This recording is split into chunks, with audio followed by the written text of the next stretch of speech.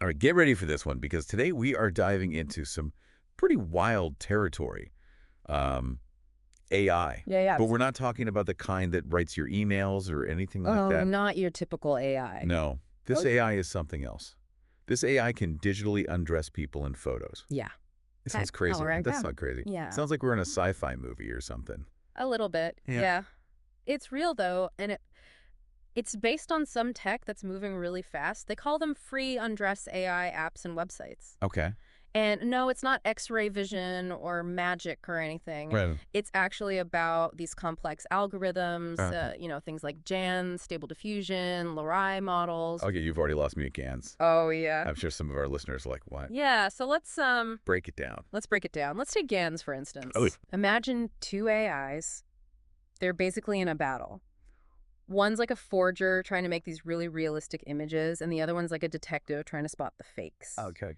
And they're constantly going back and forth, learning from each other, getting better and better. Oh, wow. Until that forger is making images so real, the detective can't even tell the difference. So they're basically playing this high-stakes game of, like, can you spot the fake? Exact. And through that, they're learning how to create these undressed images. Yeah, they're learning those patterns. That's wild. Yeah. But how does it work practically? Like, I give it a photo and poof. Well, you've got to think of it like this. Imagine feeding these AIs, like, thousands and thousands of images, Oh. some clothes, some not, and they start to recognize the patterns, the way fabric drapes on different bodies, the relationship between seams and what's underneath.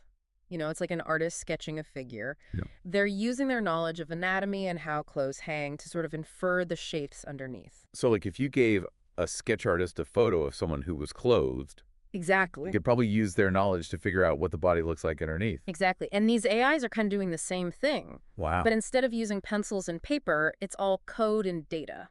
Okay. So they're teaching themselves to basically see through clothes using tons of data. Yeah. And it's pretty impressive stuff. But is it any image, or does it have to be a certain kind of image? That's a really good question, and it is something that's really important.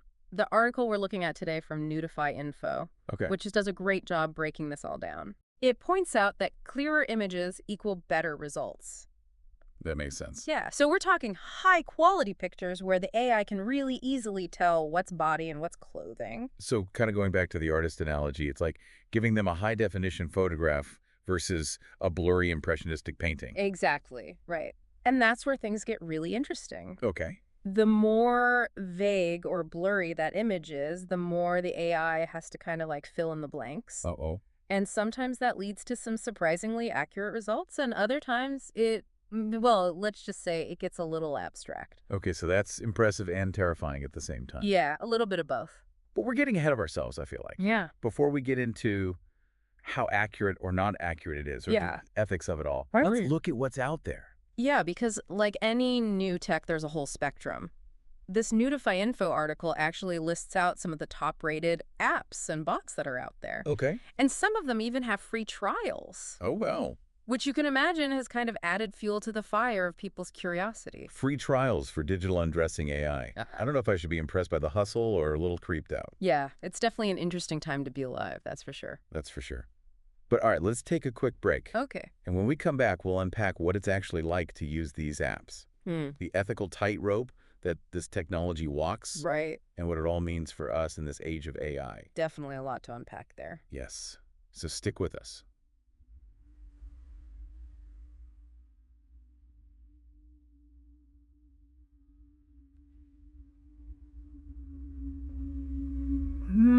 That sign never right up. It really is. So before the break, we were talking about all these apps out there, even free trials. Yeah. It's crazy how accessible this is becoming, but like, does it even work? That is the question, isn't it? Yeah. And the answer, according to our friends over at Nudify Info, is Yes. it depends. Oh, no, really? Remember how we were talking about the AI, like, filling in the blanks? Like an artist? Yeah, sometimes they make a masterpiece, and then sometimes, well, it looks a little bit more like abstract art than, real life. Okay, so like some of those AI art generators where it gives you an extra finger or something. Exactly. So this is like that, but for like nudity. Pretty much. And the article even gives some pretty funny examples of where this tech goes totally wrong. Like, apparently loose clothing and long hair really mess with the algorithm. Yeah. So just picture like a flowing gown being interpreted as well. You get the idea. Okay. I am horrified but slightly amused. That's a strange one for sure. It is a strange one. Yeah. But in all seriousness, though, this is some powerful stuff. Oh, This absolutely. has to come with some serious implications, right? Yeah. I mean, just because something is possible doesn't always mean we should be doing it. Right. And this raises all sorts of questions about consent, privacy, even the potential for misuse. Things we haven't even really begun to address as a society. Yeah, it feels like we're opening up this Pandora's box. Mm-hmm. Like we're stepping into this unknown territory, both technologically and ethically. Exactly. And that's where things get even more complicated, right? Yeah. How do you balance the good that could come from this? Like maybe it's uses in fashion design or virtual try-on experiences with the risks of it being misused. Yeah, that's a tough one. It really is. Where do we even begin to find those answers? Well, that's where things get really interesting. So we're talking about technology that can blur the lines between what's real and what's digital, and it seems like there are some pretty big consequences that come with that. Yeah, it's a whole new world. And like any really powerful technology, the key is using it responsibly. Okay, but what does using it responsibly actually look like here? How do we even control something like this? It's a tough question for sure. I think a good place to start is awareness. Okay. The more people who really understand this technology, how it works, what the risks are, the better chance we have of protecting ourselves and making sure it's developed responsibly. So knowledge is power, I guess. Yeah. In a way, I mean, you know how we were talking about those glitches, the AI making mistakes with clothes? Those are actually good reminders that these algorithms aren't perfect. They make mistakes. Okay, that's slightly reassuring. Yeah. But we're still walking this fine line between technological progress and, needing to protect people. Exactly. And that's why these conversations are so important. We have to be thinking critically about the ethics of all of this new tech, asking the hard questions. And we have to demand better from the people making it, the platforms sharing it even from ourselves. Because ultimately it always comes back to us, right? Yeah, how we use this tech, the kind of world we want to create with it, it's all on us. Well said. Okay, so I'm leaving this deep dive with more questions than answers, I have to say. It's a lot to take in. It really is. But I feel more informed and a little more hopeful, too. It's been a great conversation. Remember, the future is not set in stone. It's something we're all creating together. I like that. So to everyone listening, next time you see some mind-blowing new tech, ask yourself those tough questions. What are the risks? What are the benefits? What are our responsibilities? Until next time, stay curious and stay informed.